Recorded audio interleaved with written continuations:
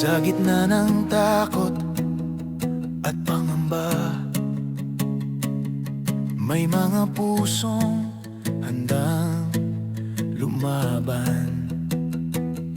Kahit wasak ang tahanan at pangarap, may mga kamay na handang umalalay.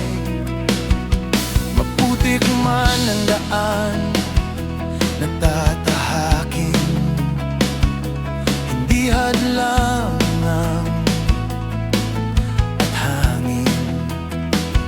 Bit-bit ang pag-asa sa bawat hakbang, pagmamahal